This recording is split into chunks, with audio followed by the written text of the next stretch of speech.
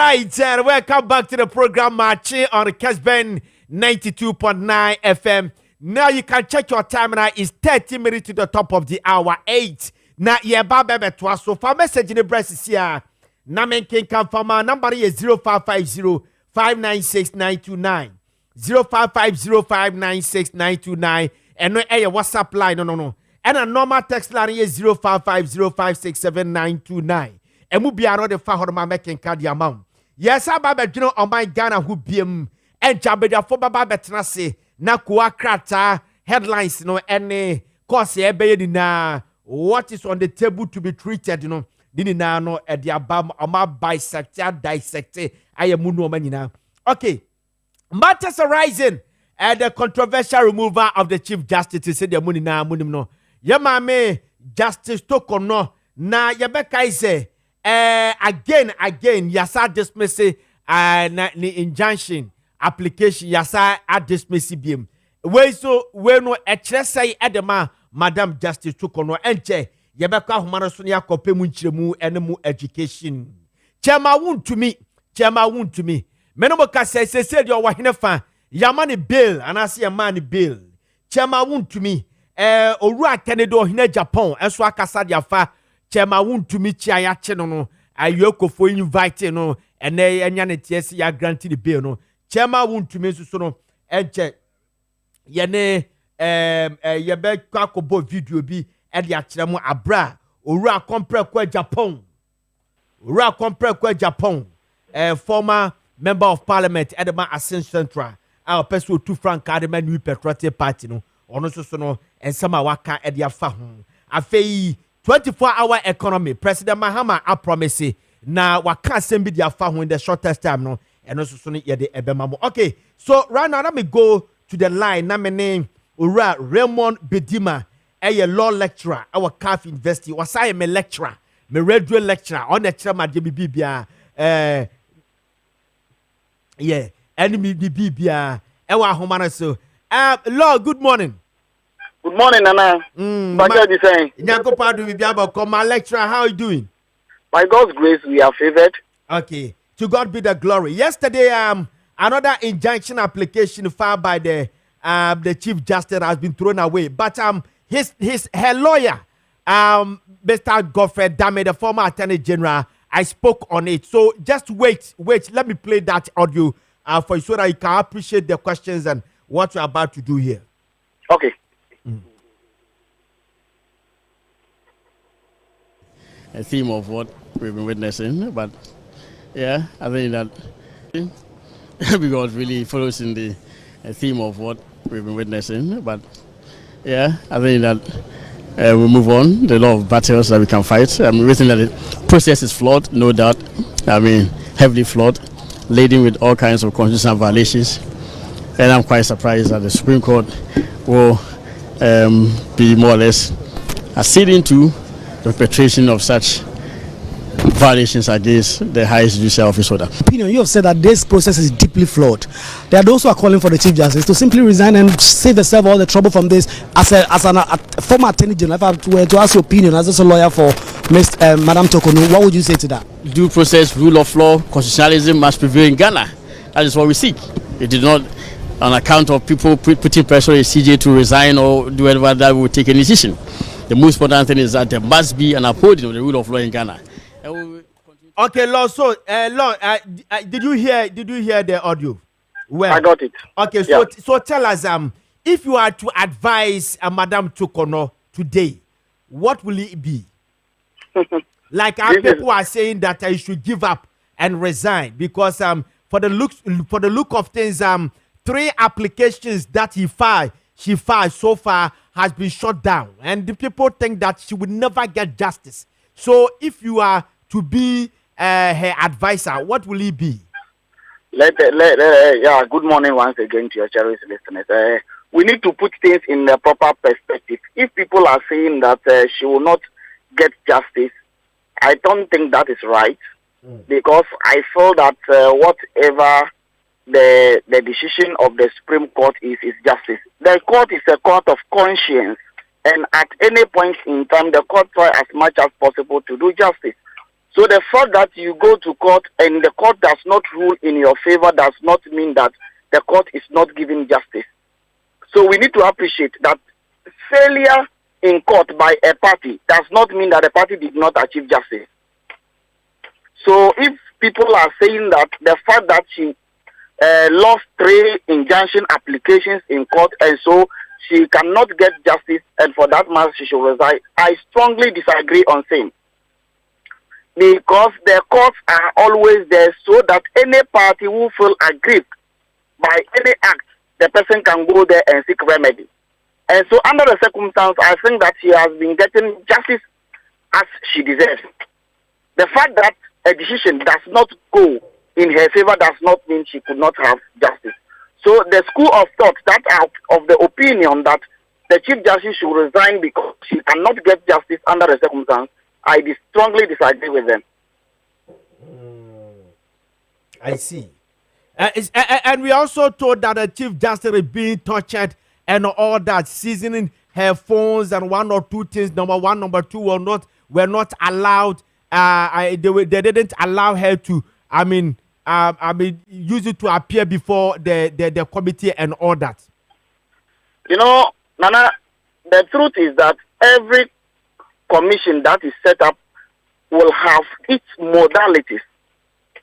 Every commission that is set up will have its modalities at which they will work.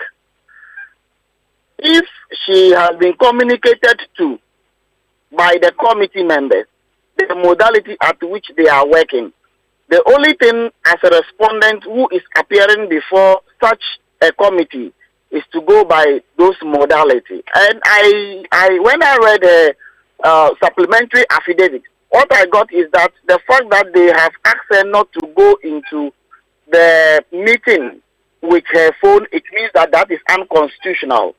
I sincerely want to disagree with that because no right of her has been taken away. The fact that you are not to enter a particular place, even we lawyers, when you are going to court, you don't have to even keep your phone on loudspeaker. You have to keep it on silence. And there are instances where we are denied of carrying certain gadgets to certain places because of its security nature. So if that is the reason for which they have not allowed her, if she has something or her lawyers have something, they could print it and carry it. And that should not, if there is a way of doing one thing, the fact that they ask you not to do it in a particular way, which would have been to the best of your advantage, does not mean you have been denied justice or your right has been violated upon. Because, of course, we cannot say that the fact that they have access or they have not allowed the husband, for instance, to enter into the room, then she is actually been denied her right to representation. I don't think the husband was going to represent her. She went there with all her lawyers. And another thing that I saw was the fact that they have actually taken her to a high security zone, which means that her rights have been violated. I don't again understand how taking somebody to a very high security zone will be a violation of her rights. Is it intimidation? And what kind of intimidation is it? Are people on her with guns? And according to her, there was a denial of access into the hearing room for her husband and the children, which the husband and the children should have been accompanied her to the hearing room, and they were denied entry. So that is and a violation of her constitutional right. And the body was also searched as well. It would have been a transfer of justice if the Supreme Court would have ruled that this amounts to infringement of her personal right. It would have been an injustice, and for which reason anybody, including myself, I would have also gone to court to challenge if the decision of the Supreme Court was in or was otherwise. That cannot amount to infringement of personal rights. Was the husband her lawyer or the children were the lawyer? You, the accused person or the respondent, and then that of your lawyers are to represent you. And once this has been given, my brother, like in her own words, the law is the law.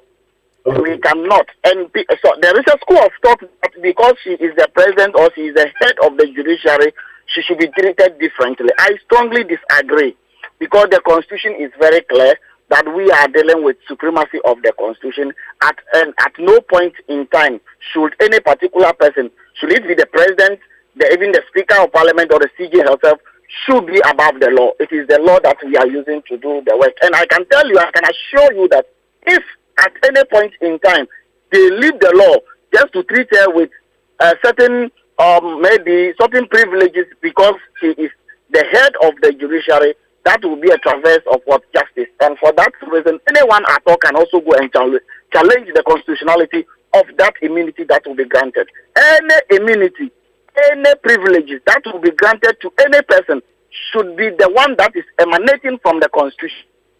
Not have any backing from the Constitution, then there is no need to give her any, or to give any other person before any court of competent jurisdiction any immunity whatsoever. Okay.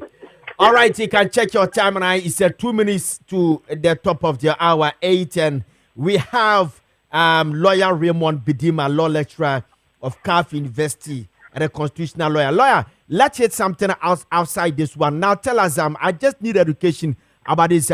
How come that lawyers pick lawyers to defend them in court? For example, I'm a lawyer and I have a case. Why do you have to pick a lawyer to defend me?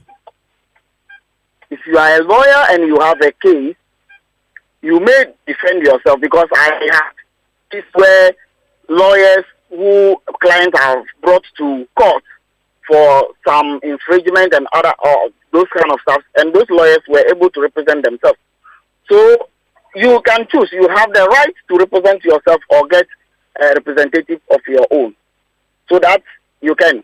However, there are certain categories of people that the law does not, by our legal ethics, you are not supposed to represent them because of conflict of interest. Let me ask you, Nana, let's assume without, a lawyer is an officer of the court.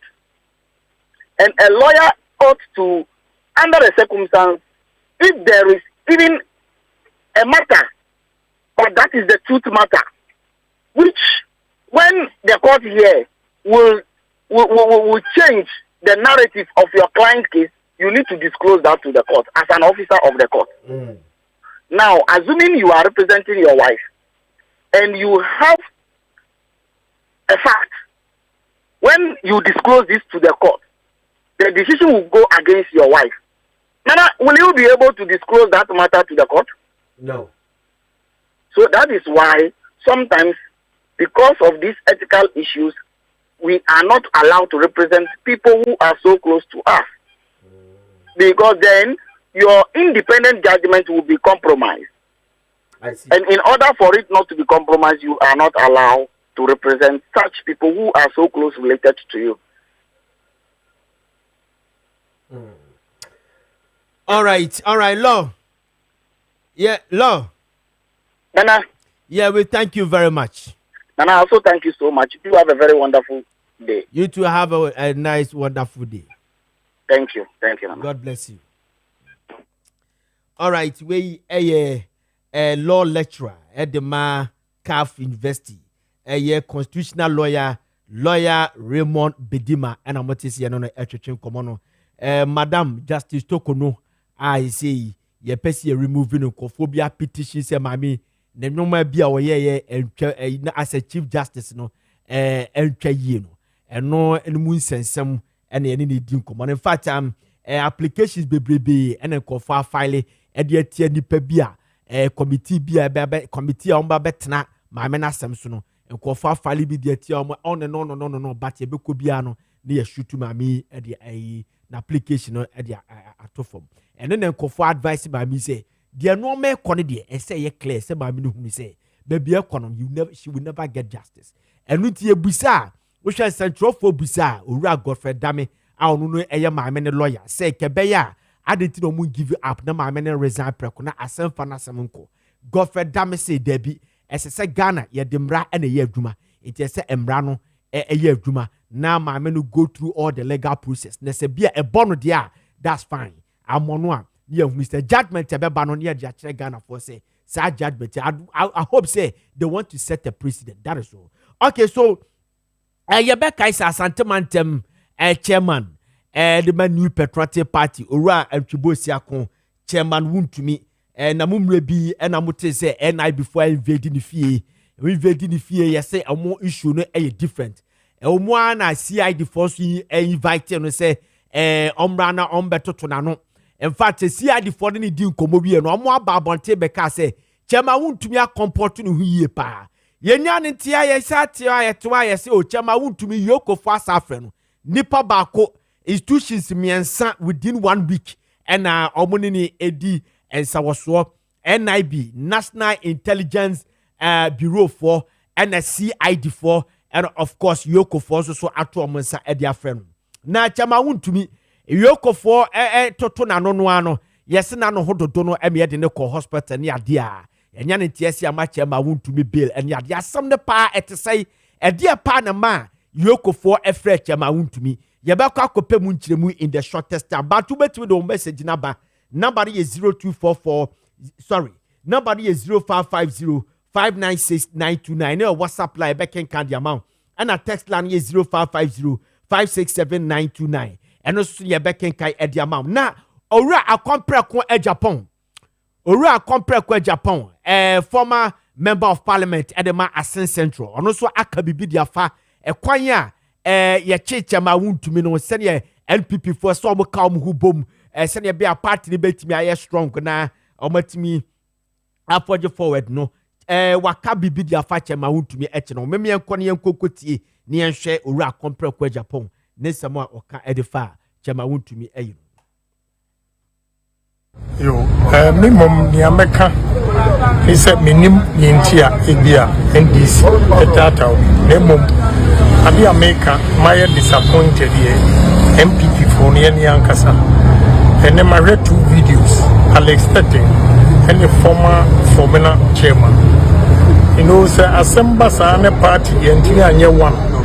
Na fei na your personal problems are your a day better a divided party na am why because send this be winning a unity okay your parliament emre bia honorable to force in no court NDC for no bo red now my boycott to parliament home court no wie and sound wo maba I don't know what has become of us so we MPP ni power bia obi pentino obi ehu basema ni jubilate emwoye sema kona anas si amani 18 million next so ampa ye ndokura na MPP fombom money thumbs up meanwhile I defended MPP odiase ene wuntuni asema ba o hwe party for Alex Tete mebu afunu ankasa ko odi machi obi afi se ne oye no meka ho enye enioma bia ebeboa party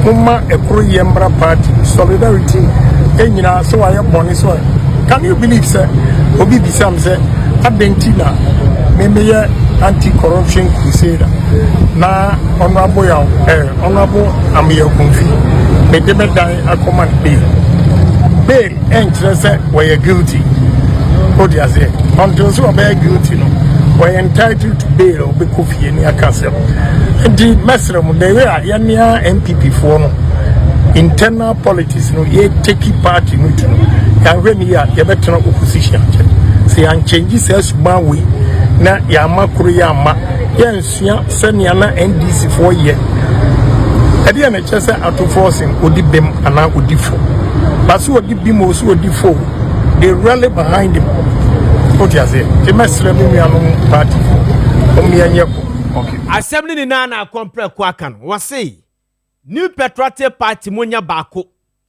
na uko parliament wase time anani ya wa parliament no na ora to forcing ni case ya ba yesi odi bem so odi for NDC for no mo hwe NDC for no mo parliament no edu dead ya to forcing ko quarter obuni na boko jan ombe court one sana omaba parliament solidarity but sadia no is missing our NPP say ya cheche ma wuntumi na NPP ni bi jubilate so no a compare kwa Japan woni ana senya problem anya issue na ke yesi go kotua 18 million ampa abra na go defend NPP for na NPP for no be your mo de ene sade no and work say munya very careful na NPP for am very sade no a mo betime atena opposition ache menene ya adwene pa efise ukọ hwe NDC a eno ma happy no NDC no eno ma mo yama mo nkofo enye bi na NPP for yama mo nkofo make I say kwaku ani do ho e pass comment bia na eye very dangerous a comment bia and as a statement a gebetimi di yone e dia Ghana 2019 basa statement na NDC for hwe say statement na kwaku ani do ho at that time no ye deputy ye friend say secretary general secretary ma NDC no e betimi akwa kon dia Ghana but omuni now rallied behind kwaku ani do ho say free kwaku ani do ho abra the national security for be fa kwaku ani do ho by NPP di antesa obi ho kire no a na ye obi de ye mo bi ye ni mu kofu a Dr. Mahmoud Bamia lusu election no mu jubilate wo be ye NPP fo but enei oba boss ye nto amoso aba ene sankofo no wo mo tankofo bi atwisi ye nkoto amoso aba no sankofo no ba be flag bearers NPP nti se NDC ena compare kwa ka kire mo no wasemo hye bibi fa free NDC for muswe bibi fa free NDC for Richard essbenMaakye ya sam kese na meka no che mameka sam cho President Kofo NPP for free abem no yeah 2019 and NPP for abem yeah January 7 yeah listen to me assemble kwa di NPP for co-opposition na a hotel wawa yeah you remember that story? I remember that story 2009 na obi wa NPP mo tie ni o wakota bri document no a hotel wawa document ni bi na odi akwa koma atamios yes yes ka President Kofo ne ma ho nkadwam watabri another document what they are called President Atamios. The Atamios shown it to President Mahama. And Atamios catch a Kofo say, look, unko for the omo person mo de yo. I'm telling you, and I'm saying this as a fact. When I'm a catch row. And I know one is an cosway. And one air costume. The American what I say. Free. Yeah, every day free and one air costume. Oforiata waka won NPP di eco position. But obia nobody can get it right all the time. Yeah. But embra ye free, ye declare the wanted. Ye NPP form ye MPs. Yeah. Members of parliament. Eti radio so na ye omo de. Se papa no kokko no kon. Hey, na sa nya nwe ne party. Musua de fa free NDC for ho.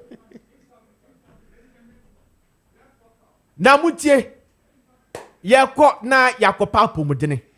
Opeso mu system no ejina brane na ehwete yare tugu yare bia beba aso bia na hwete tugu se syphilis gonorrhea ne ade bia no a yare bia akoma yare osa yare bayi ene etete wo imbuste eba mesta force in the next 10 minutes no ba be ka asem bi di akere so tam chuku na yenkokotie imbuste from ya ba abejafo baba betenase. Today I have George Krobia Asante, a Deputy National Communication Director at the New Patriotic Party of Baba Betenase, and a Richard Etonam Nyakon, as the Eastern Regional Youth Organizer at the National Democratic Congress, as Baba Betenase, na Yacheche Enkomo. Yabeka Chief Justice Asem, Yabeka Chema won't to me asem, any the matters arising. President Mahama say the 24-hour economy enche eba, and also see eba beka wasem. Etia kwako papo mudine ediaba. In the next 10 minutes, I'll come back. Then I will introduce my guest to you.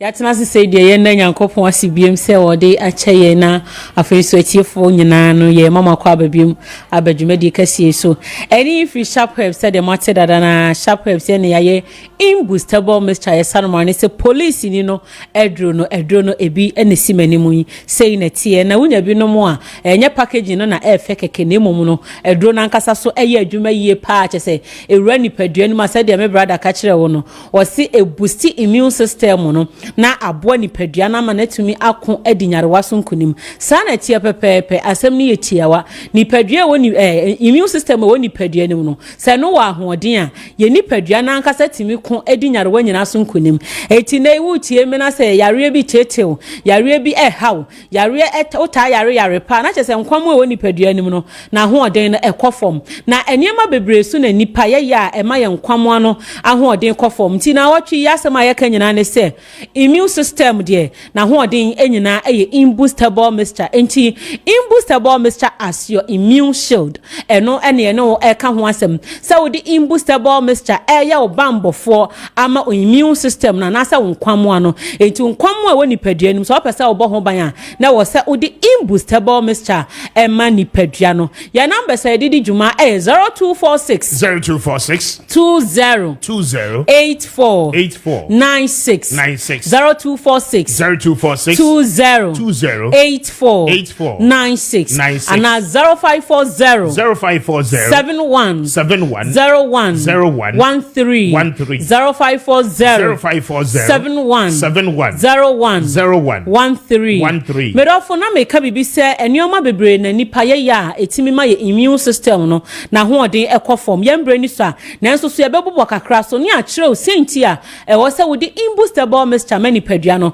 na nkwamo no enya ahoden ewiase anasa asase so ewo ye wo lifestyle enioma bebre factors bebre a ema immune system na hoden no kofom ebi eye didie poor diet na chese wadidie na nkasa won hyeda enidi yie anasa onuane na wudi no won hyeda enya balance diet nutritions na ewom no ewo form kire enuane nuro na ewo waduane awudi no se wo form u sugar nuane awudi no edoso a chen said de wudi vegetables ni we na ebetimi ama o how aba nkwamo a ye ka ho asem yi eso ebia na wadwuma a wo ye wunya kwan tinetine wumpom adwuma no wo sore kwa anopa na wo te ho no ma wo te AC asesa wuntim wo bibia osomane akofa ade abrɛw wo soso a wo sore ye no wo anya exercise bia eno wakotena asesa wo ba fie no abedidi no wada eno a na wuguso a wo ye mepa cha wo ahwe a ebetimi ama nkwamo no na ho de akofom na nso ni nyina mu no imboostable mixture yi wo ho se epeja nkwamo na ho den etie bia wutie mi na wo ye obi a wonta ntini wumpom yie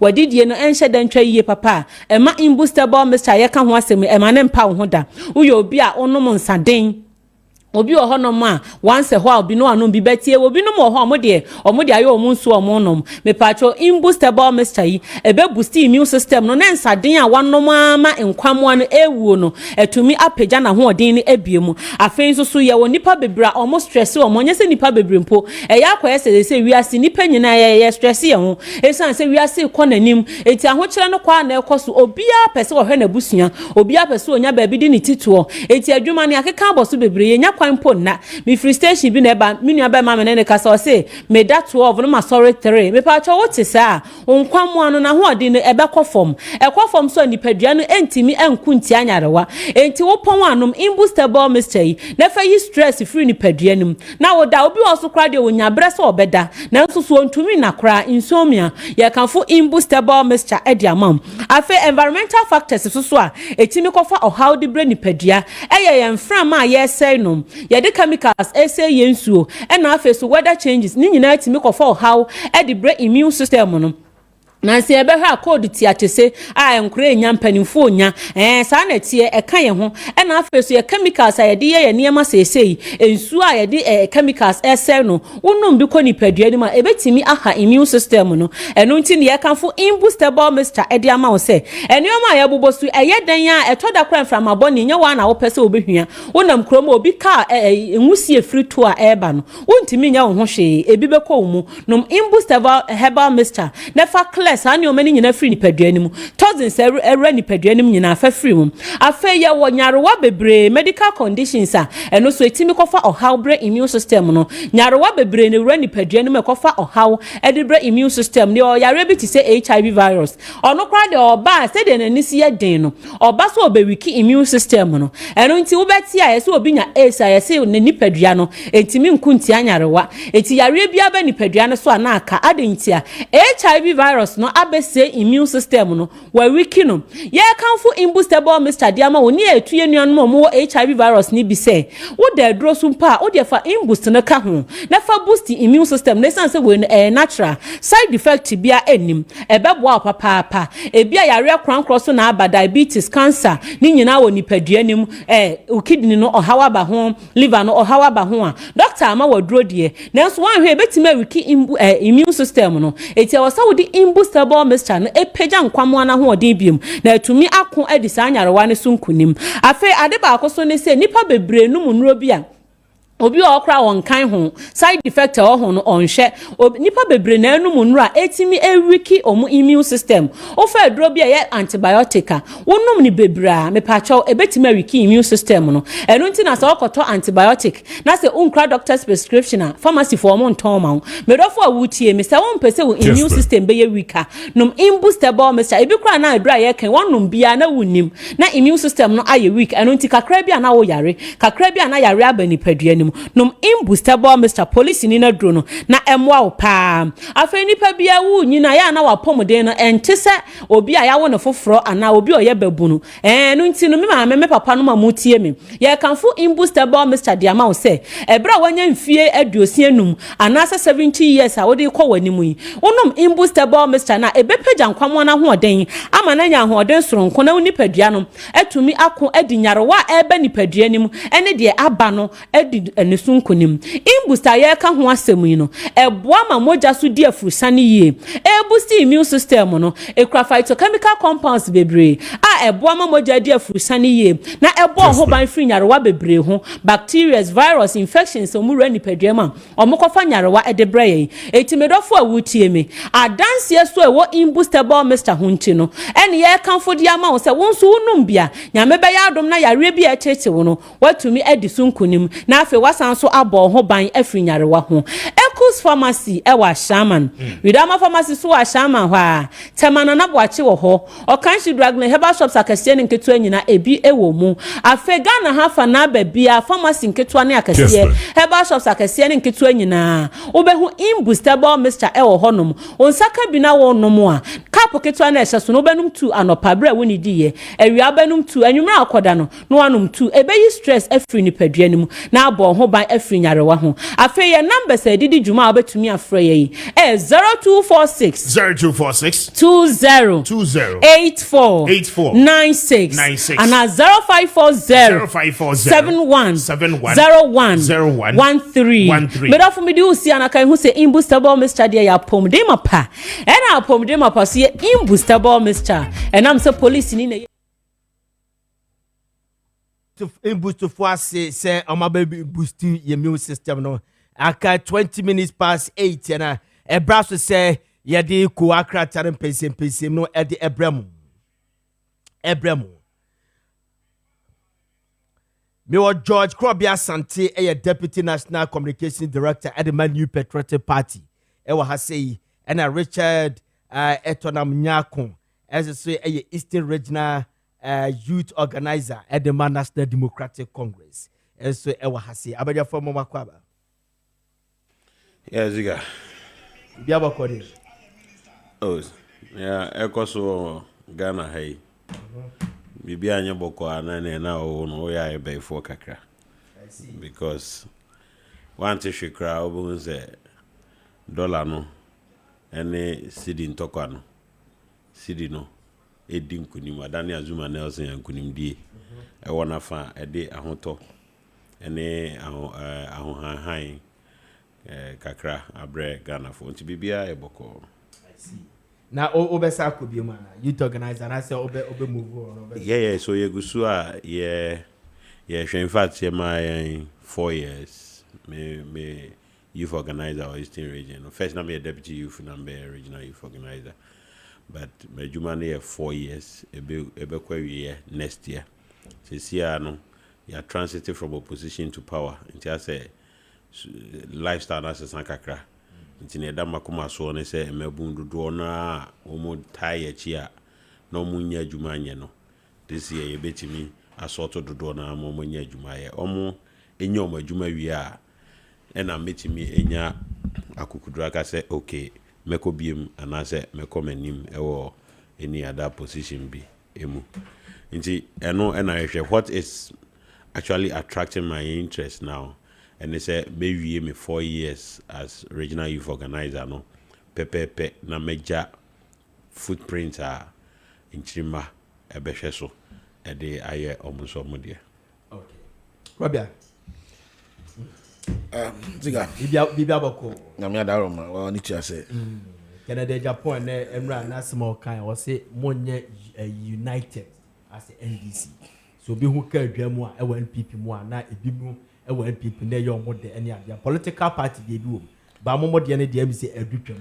Enya asem ketwa kwa papa ro akasa emra wo hwe commentaries na eba da bia be hu video ni bia people were hailing that statement from Canada Japan. Yo, Ziga me that say. Ma menchia ahwefo na yatifo. Menchia me mama wo me edisipukia. Oni menu anum na abusua ni nyina. Menchia MPP mabunu. All the regional youth organizers, constituency youth organizers, our various TESCON executives. And the mabuna hodo are almost some party pampaso.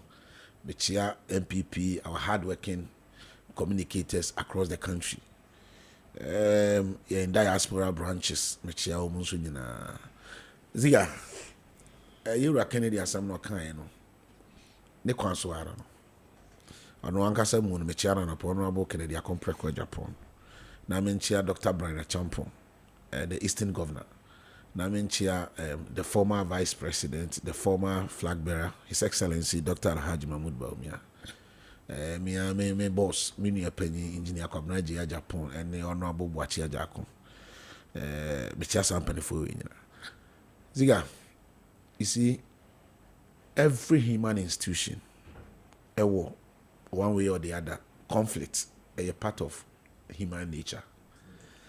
But the way and manner mobile manage conflict, and I bet you say whether there is unity or disunity. Clearly, no.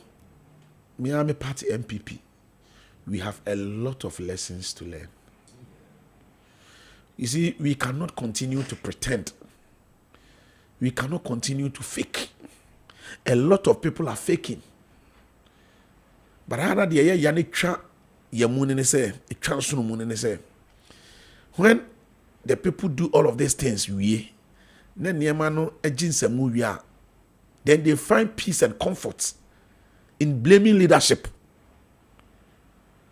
Then Rebecca said, Justice Kodia, any chairman in team administration, no, arm to me arm. But without unity, Ziga, be bien how you be. Without unity, sabi yo, empo. Edi na beba pa, unua wone ne join edom, abusua baako ana amanyoko baako. Na wakodi nsenseme, ne ho aka adwam. Na esan se wo de ofiri se wone ne wo twema mentwe bi nti no. Ne obetimi aya ne se ubebose, ne wanya akokoduro. Abetena radio so. Kase me na me di adanse me na me kire kwan ayemfa so nchichama na wontumi. To what end? To what end? And abrabona ayebo no up and down. Ziga ati dem ka show no. Enti na mpanimfo, kasa bia mpanimfo ka to ho bia no. Woni e kire na woni e ka. Mpanimfo se okoto se onyonko abodwo se ye den ehia. Na wasenso aye den asiwudi ehun. Na akoto se abote onua so aka kire ne se sori ye so. Esan se ofiri ne so a ode beba so. Etire ni tire nkan kire se abonto so ni me fankodi. Sebi chairman untumi ye nipa o one short force. Ya yeti ami ameka sami ye nipa me o me short force. Minua youth organizer tia o ye nipa one short force. But accept to nipa. E just atam ni ebose. Ena the ato chairman untumi no. Sebi eva nko jina da can be ma court to be unconvicted, court to be any nasem kaso di for no dibem. Eye hwehwemu na ye. And of course, normal in our body politics. Say, I buy you take you over there one way or the other. There will be persecution, political intimidation. Omo be intimidate you. But then I want to assure the people of Ashanti region, and I want to assure Chamaun to many omo penasem and say MPP any son. We cherish him. We will support him. He's been a fantastic regional chairman for our party. Chairman to me has served MPP with all his might and ability. The resources as a human being, as a young man, what the constituency chairman for 12 years. What be the Ashanti regional chairman for 12 years. Ziga, any problem and answer in there. Chairman to me has suffered a lot for MPP. And I anytime I listen to the voice, bra, security for one diploma code if you are say MPP, I am mountain I hear me say. It's a statement of fact. It is also you're too heartless. Because of internal politics, internal elections. And which I make crop Ziga, you know me. Me say I am not interested in whoever becomes the flag bearer. My interest is to have a winning and a formidable united MPP. If the MPP we know, or the MPP we used to know, if the MPP is united, formidable, trust me, Ziga, probably the mayor flag bearer of MPP can win power for MPP. We need a stronger party, not a stronger candidate, because there's party that will be driving the candidate. It is our party in Pansam now. Free say, "Oh dear, who say party because who we tell upon who say party we are." Ebema who candidate are supporting anya you are lying back. Oh dada wo. Eya krofo bi so adwene say na MPP na to form tin obi abo akese ato form.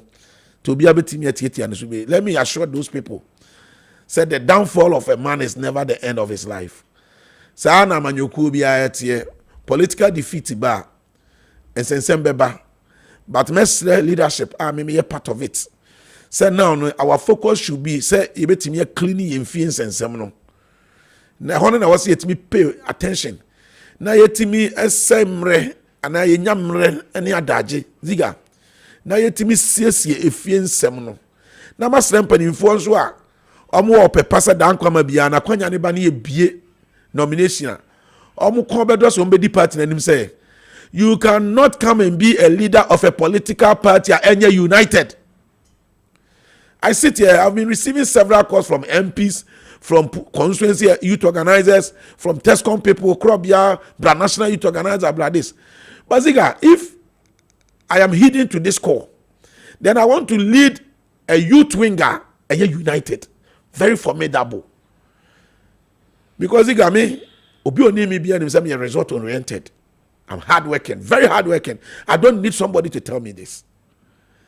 Itibra Justin Kofi Frimpong Ziega, the spokesperson and director of communications for the campaign. People thought we were joking, but we made sure say Kofi dream of becoming MPP General Secretary was realized. And anybody who have gotten the chance to be associated with Kofi, of course, we're lucky. There are a lot of circumstances and situations be Kutiano. Ama and the now also but Kofi as an individual, as a general secretary, he has been outstanding. Yes, a learning care for him or a young man. There are a lot of things that Mijidi say, and they give him the opportunity again. Obey and why in the year. 80 million mesre MPP for omutie me offer kokofu me chair na no pay. Offer ma feel na nza mi hu ba bia me offer ewo. Ziga ushia me offer ka kire ne say ne offer se me se ma fe no. Mesre internal contest na ye ba be ko na ye busua efie nsensem. Ehun at the end of the day who praise e bia metie minua say makuma musem person be di national youth organizer. Na me ni minua no mo nso pray national youth organizer ni nyina kontoko a. Nyame ye wadum na we ni we here for na no mo be adwuma no. Unless you know, most of the time, no more yes, and say they will not win. It almost who so keke. They know that they are not in to win. Anybody be a OCKs will be leading MPP in whatever capacity, and the actions and inactions contribute to the disunity, to the factionarism in our party. That person is not fit enough, and that's on one person deep down his heart, on you ready to serve.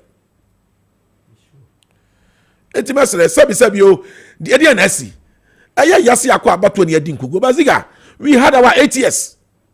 We were just trying to set a record. NDC tried it in 2016. It didn't work. We also wanted to do it 2024. 2008, we tried it. It didn't work. And we are being too hard on ourselves. We are being too hard on ourselves. Yes. The 8-year cycle, we wanted to break it. Because now there were enough records. And if it's about Ghana for in their wisdom, I said no. Now, what we need to focus and do, and they say you bet me united the rank and file of our party. I commend Honorable Akompreko Kennedy Japan for that emphatic statement of unity now making in Rano. Nyamishrano. Mesre, mpenifo na nkasa miensa na anaze mpenifo na omo atwetwe omutino. Odoni nkabo mu omuntamu. Oka mane kwesi se Anas. Woni Anas nya issue. People are jubilating. Yes, sa 80 million na yibi na buy na confasha. On platforms I was even fighting people. Yeah. Oh, I see. And I was so, you know so me. You are actualizing as on platforms, people, MPP people, some of them were jubilating. Wow. And on platform, I bantered a lot of people. You see, Mimaka, and you see, sometimes, okay, now, they say, I need a target, near my camp. The only camp I George Krob Yasanti belongs, MPP. Dr. Alhaji Mahmoud Baumia, anytime Bia will be taking initiative, commendable. I sit on platforms and I commend him. Brian Champion honorable. Adiana Esefata Bonabaso. I sit on platform. Me Bonabaso. Honorable Aduchum. Aduchum ye bibi papa. Me Bona Aduchum. I work with him closely. Ask him. Yeah. There are a lot of things I did for him. Mikro mukra say or approve some moment friends one via secondary school. No musi science lab my any classroom. I ne uni hoyi. Any baby akusi. Yeah, such a brilliant and competent. No, yes. And also at the communication, party communication. Yeah. What share ministers are who are almost some abina tremuna. One of the ministers are now obey communicators at any given time when you share a drinking near my warrior one. You can ask any communicator. You can ask any communicator. So that is a fact. It must say we are going too hard. I say so hard on ourselves. Because tomorrow is never promised. It's other than the people.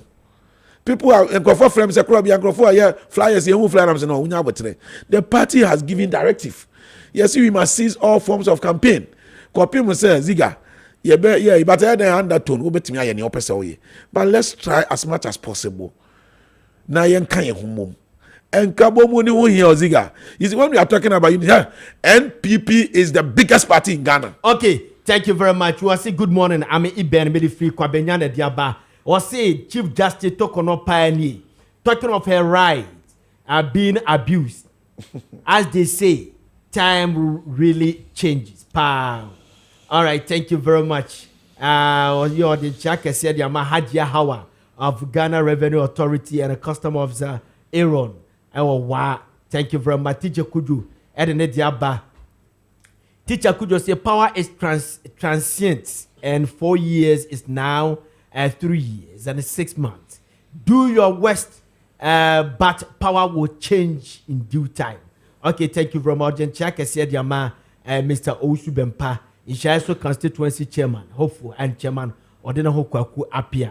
Comensa Pelatu so the Nediaba was saying, what if you don't make Kwabenyane Diaba was say Nkukrudu NPP part let's unite, inshallah 2028 we will come back regards to Honorable Prince Oben Greater Accra Regional Organizer hopeful still maintain and Thomas Ohineba Bwache next UK NPP organizer hopeful by Comensa Pelatu and Odu say Abba. We will say and Kofi Frimpong Ziega me from Afane but if Afane Electricals Pakoso Estate Kumasi.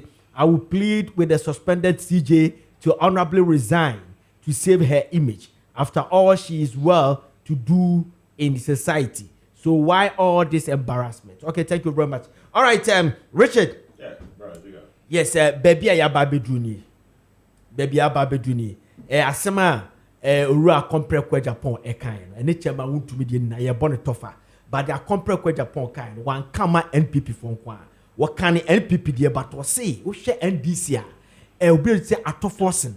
More cocoa or cocoa or more cocoa. Or found so would differ and as would dip. A red and band. They would rather go to the court first and sign on about parliament about Ghana because the party first for them, the party first, not only united. Can you now bonnet your maun to minute in the next 10 minutes? Yeah, bra me that's a bit brave.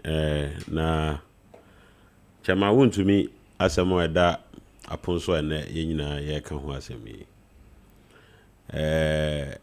Clearly from the MPP side, no, a year binum de and a year binum so a day. Na say ye binum so there, and I say ye binum so there, nefri ni fear, and another medical I catch show no. But me sheno from the Ghana point of view, Ghana's standpoint. Me sheno from the Ghana standpoint, me feel say, as I say, Ghana doom pen so bia. Regardless political party a free mu. One on mine and dini ye ewo kwan bi so a people don't have to stand up for you. People must stand up for people omo any o mine dini ye na mo mine person fa kwati kwan bi so e suppress omo e ba ne sa na se nipa e sori edi wachi a aba ene nyansa e wo mu minjin tum se NDC there whatever the issue is, they will come in solidarity for you. But instances are NDC party mu who say NDC mebuno abodompem asore edi yempenifo bi achi no eye mra ye hunu say oman no efa kwati kwan bi so anase aban mu mpenifo fa kwati kwan bi so suppress somebody unduly.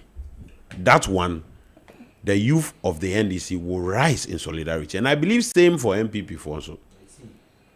But in this particular topic, and our subject, yenya huwa kwenya ye twene sreni abasano. Papa no, odifo anase ondifo. It is in the womb of time, and we will know. Wuntu miye jana numa chire Ghana ni bia. Otina radio soa. Onfa sima enka niema edi mpuntu obeba o my way mu no. Wantu no ho a obedi atem. Me na me gold chain ye $200,000. Me watch $100,000. I'll show you the strength and the power. Me show be anymore ye before. He was enjoying freedom at that time.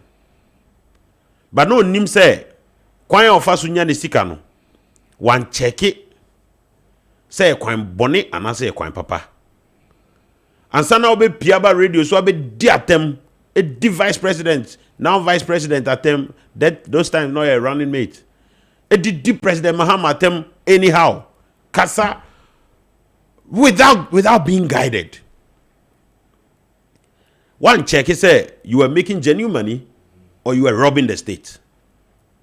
And now buy us the worst part of it, cry say, oh make it sa sikano. A here for sika ya can boom dear man, you see a mouse cause if I go do your brew, you fem feed here for no. A here for sika waji when do your brew or fat.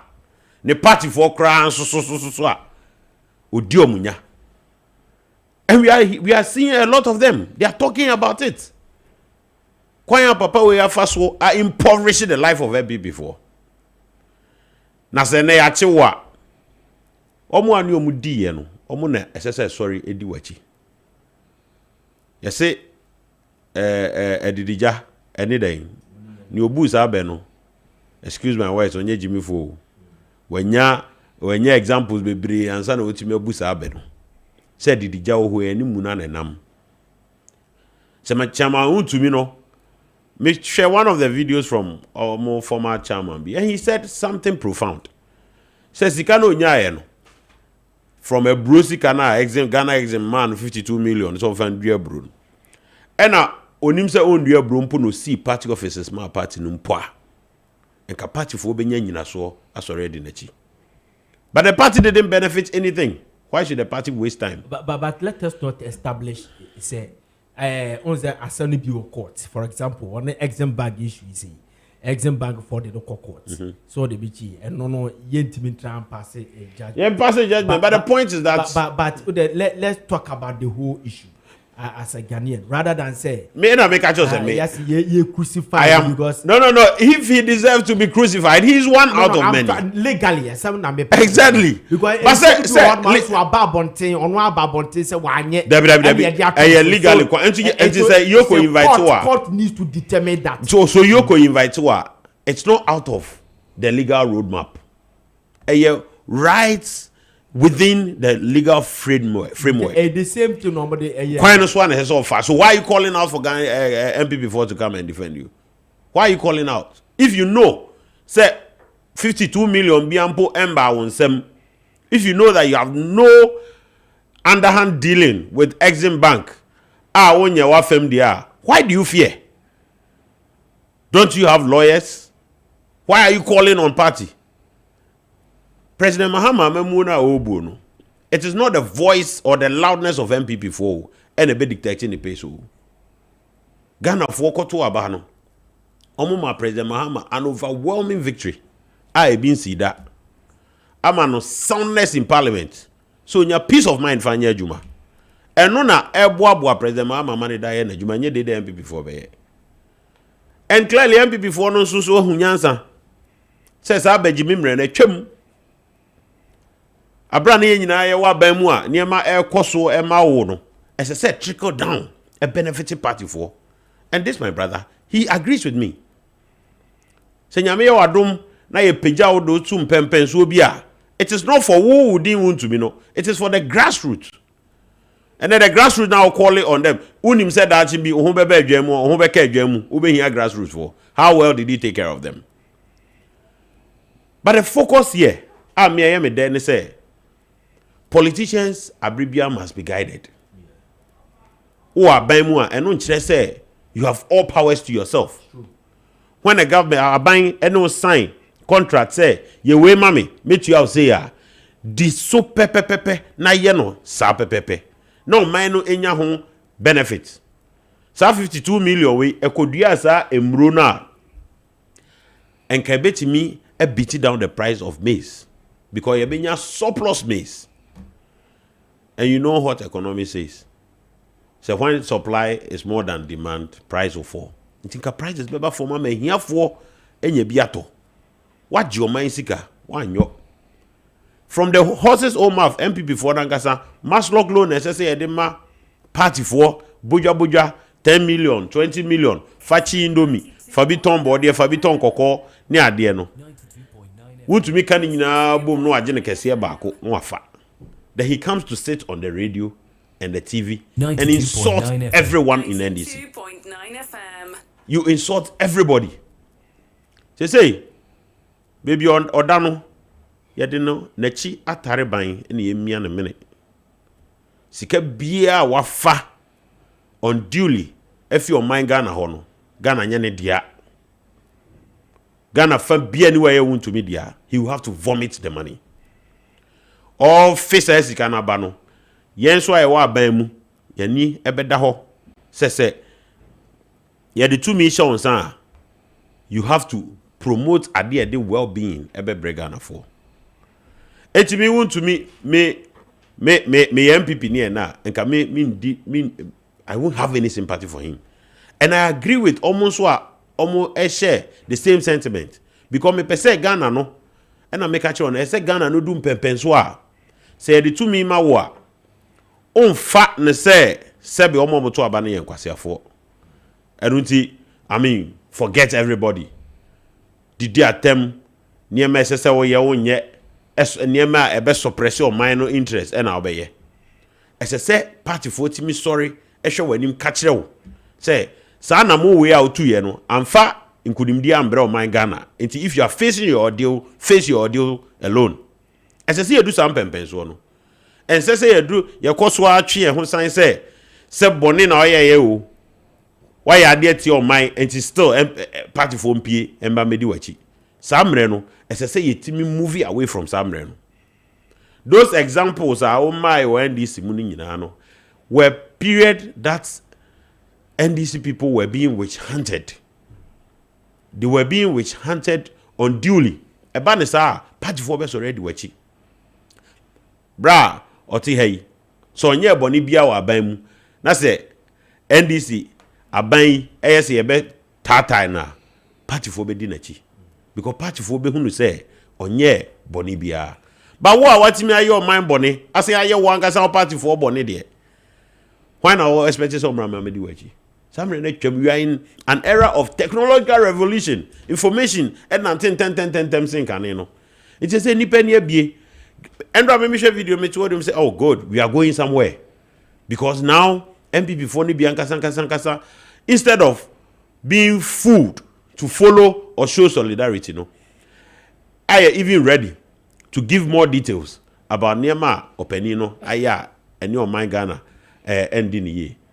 So, media the tougher thing you say a progressive step and a President Mahama I take care. Won't to me no say indeed nakumem when him say on your mind Ghana enya chaka bia he should face the law. Okay. Yeah. My member one minute rebuttals, but Probia Yensha Sadi we say I do a Makan Semda and it's very important. How come say Mekai se Koko Nido 2019? Or passe comment be say Nanado Dan Kwekufuan. Ne papa in 1972 ye ku ni do true. Na and share history best repeating itself. Remember that statement in 1999, 2019. I'm a national security for baby farm. Comment nenye Ura de Japan pass another wide comment be statement be way back 2012. Any Vama ward ye obekai. Sound kofu wemuni na ba na party for the chi no mu du omachi. Sadini ye papa say ye boni say yo you still get the party people to support no more thrown to be at the national security wherever ye did the partner kobiano. And ye bad precedent and ya de bia ye share party for no kutupama obia fi say me ye party ni ana se mu opposition or mu abamu a obi antimi nyama hwematimi akasem bia se de kon beba Ghana don't care bi community se me ya eya de a party for beba be go and abebo mi chi do mama yes ye jam yo Ziega me that say may I address this question, a very important question, but remember you have 1 minute. Oh yeah, okay, don't worry then. The person can say I may use me next time now. Say on this issue, let's set the record straight. Say enye abribia na a state security agency beton in South Party Penibia party a MPP. In fact, South Sudan and Casacra no pay a man you question. No, yes, I am a NDC for Bekai. The days are of swamp of no cases by Yomco police ID, Penny, no Marco Butchini, and the other parties in the union, and we are guilty of it. But the NTA, when the CID invited Shaman to me, say on the 21st, Omrami P or Majusuno. Chairman to me, my reasons in Tia went to me 21st, but rather than Yamebua 26. What you say? 26, a year Monday. Chairman went to me copy CID headquarters. No. Ziega, who say party for Abo Tree alcohol. MPP for alcohol. When CID for any dinkita we our bail no, or money bail. I almost share this idea chairman a Tuesday no. Who say MPP for Abo Tree alcohol. That should tell you say and ya abribia bechi obibi an MPP botwi. But the procedure, the general secretary of MPP, the national organizer of MPP, on several platforms. Me can't be see so. The general secretary, lawyer Justin Frimpong Ziega, on an B. I can say MPP as a political party will never interfere in administration of justice against any former government official or any member of the party when due procedure is followed. Say CID atun safre former government appointee say owo ensemfo bi I was obey yano MPP will never interfere. That has been the position of the party and it hasn't changed. because Sabi MPP a party I believe in the rule of law and we believe in the institutions of the state.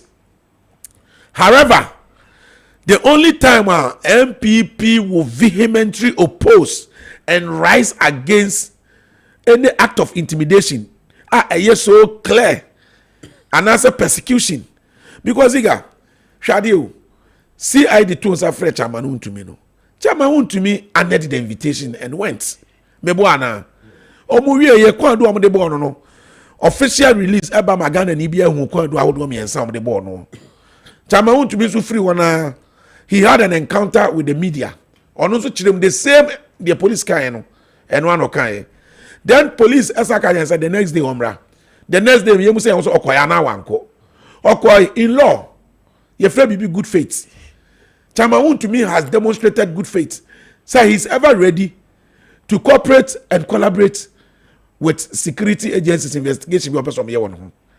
Now imagine say CID are inviting the power ba. Omuni na wie. The moment I was stepping out of CID on and a yoko for him. Ombeche na den ko without any notice any ade. Sabi ye wo tumi ade bibia. But ye wo practice e wo man no. Ye wo conventional way of doing things. Enipa bebre e wo dibia bia. Ekwanya ye faso edi serve notice and answer empo ye hear so me nsefo bia no a most of the times we serve them notice we give your mom invite so yoko Emma we invite in any case chairman to me is not a hardened criminal. Chairman to me is the original chairman of a party Aba Pen, the biggest region Ashanti region. Richard Ebiam chairman to me serving on any government official capacity. Etino edi anabeba ye di chairman to me abeche no na ye hu ba bi ne where about the lawyers the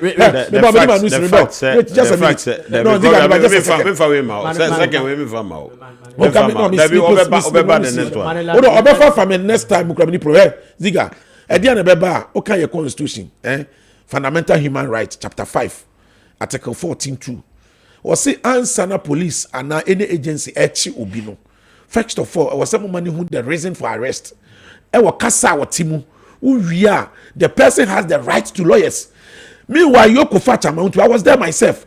They did deny access to his lawyers, except one lawyer appear could be pen on my law. Okay. Which was against his rights as a citizen. Just 1 minute. Asama Bra can say Chamawun to me is not a criminal, but a regional chairman of MPP party. Oh, yeah, regional chairman now. And it doesn't immune you from being a criminal.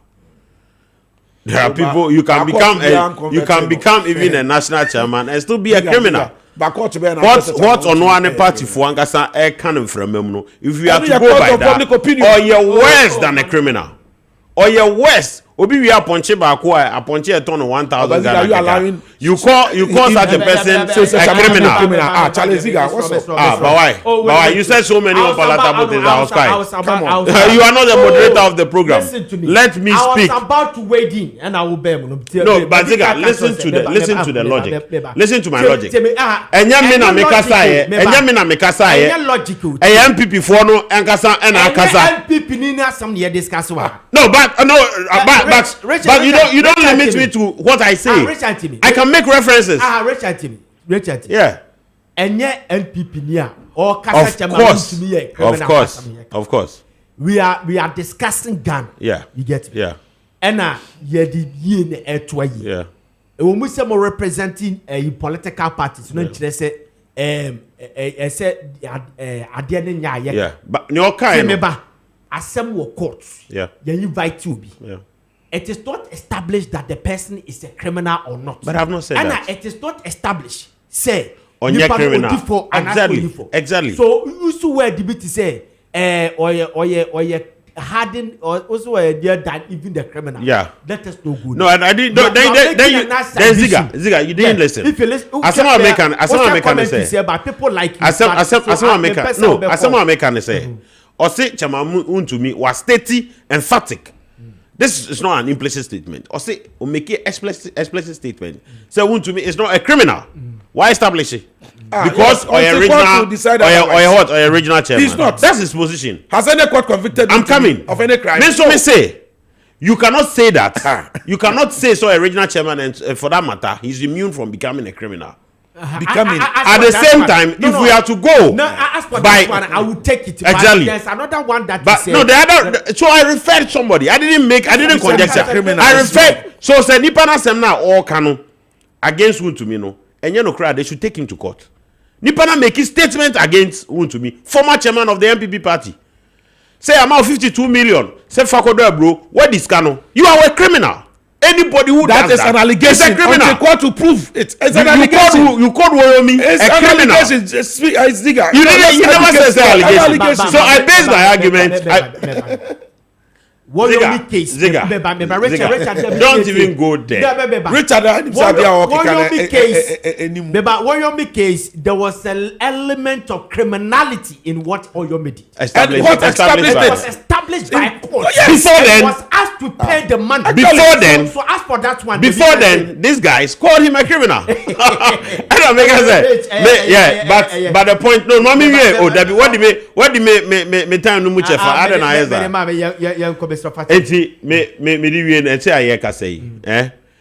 They should stop this attempt of using that tool of calling MPP for say Omumame show solidarity. Okay.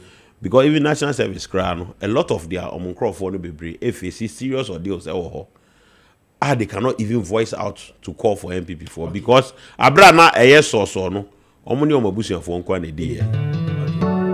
All right, say someone will break with them. Baby all corner. Position now all corner.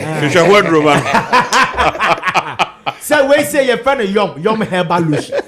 Now what couple now who baby on ya? Okay. Say ukuta arthritis. When you have arthritis, it was as a bro stroke any yabia. Say when you have fractured bone, baby bodily pains, baby your yabiano.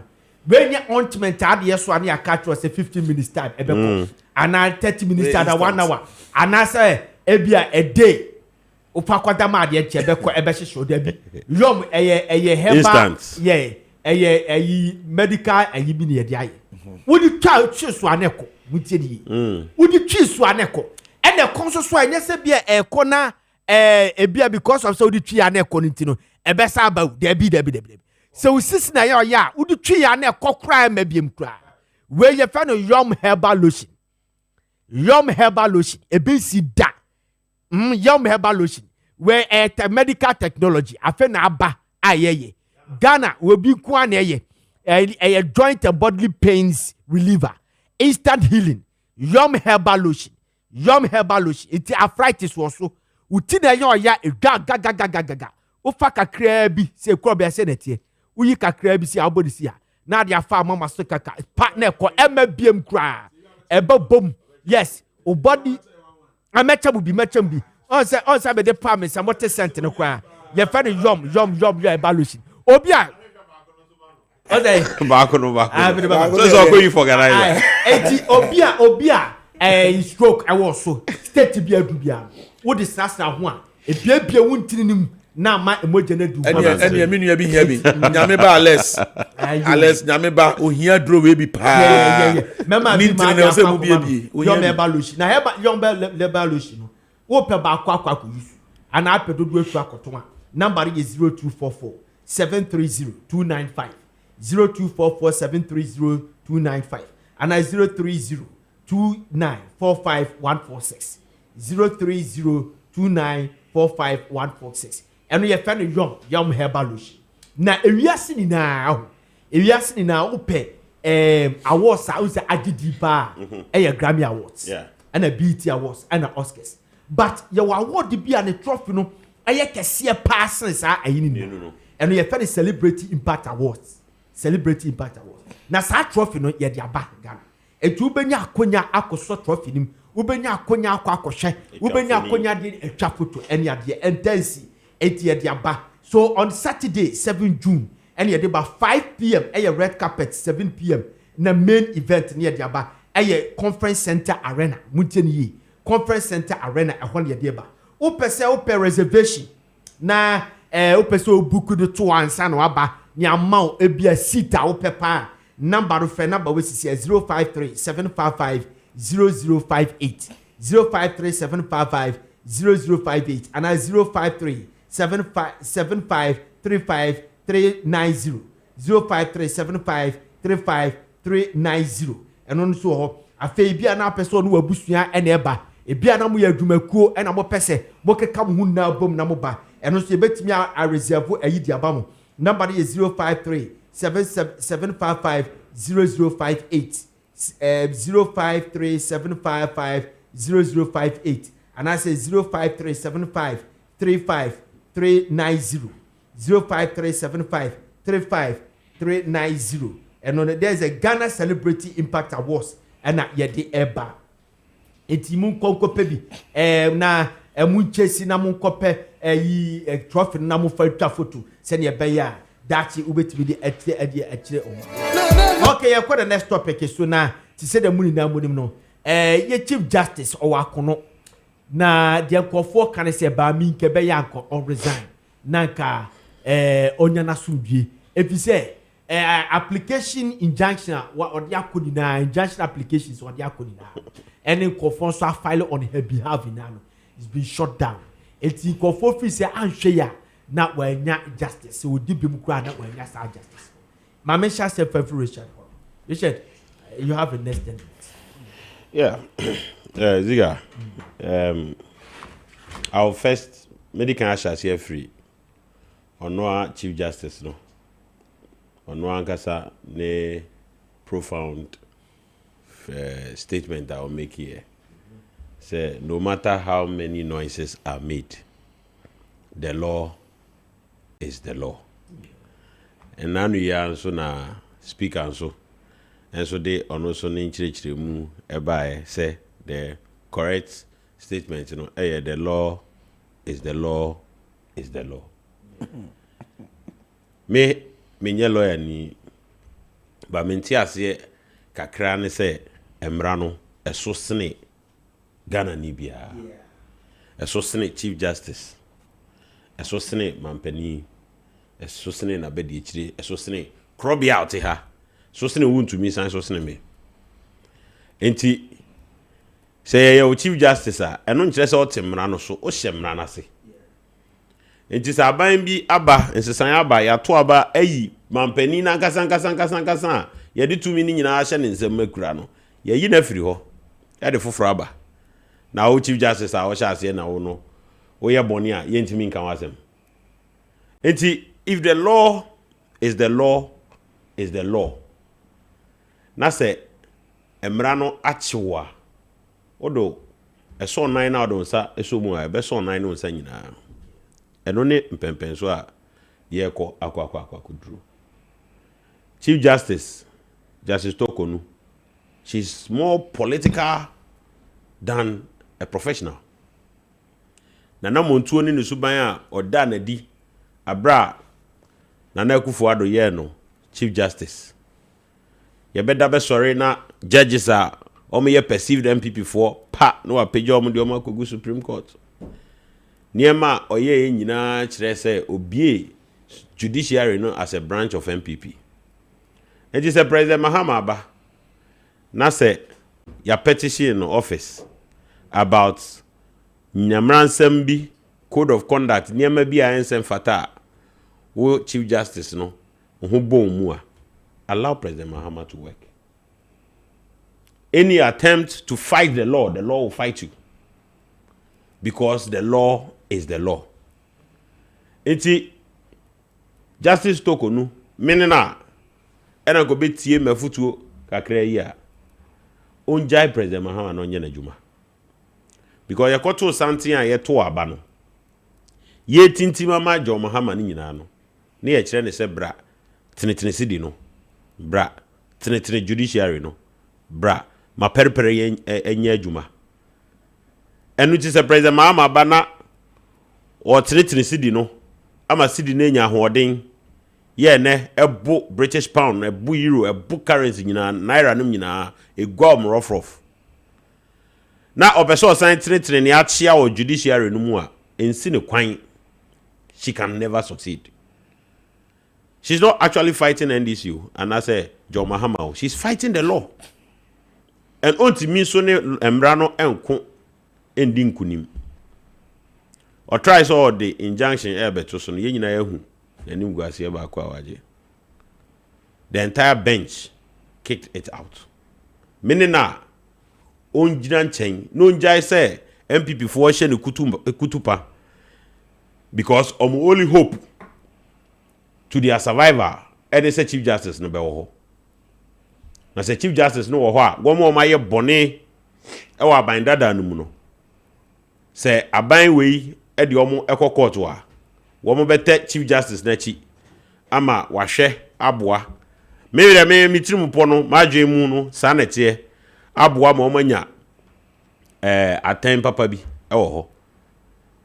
Enti ne da President Mahama table so ya odi ya adwumu a ohwe se obetretre judiciary no na periperi ya adwuma na mu ada ho fan asomdwe aba ye de wasem kwa hwe asem no so pe lawyer ni udi bemu a ma lawyer ni nka wasem mawo enye so obi be chiachi asem na anyhow.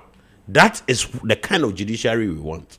Inti menena I'll just step aside. Na nkofo ese so mo kan sansem we hu bi asem da MPP for ye ka say me bra me wogidie say onka ho asem because wo mo ba mu 2017 ye hu kwan o mo fa so de o mo nsa e wo mpenimfo bi a ye mfa ye nsa nka mo de o mo nsa wo mani electoral commissioner o mo fa kwati kwan bi so a clearly ye nyina ye hu ye kwan mo fa so yi Charlotte say free ho Dumelivo Auditor General na of hwe kwan esi krono ano e wo Ghana ha wanya kamafo aban no e kire say indeed the law is the law e yi ni free kwan mu governor of Bank of Ghana yet sitting na intimidating na threatening death on him or resign here.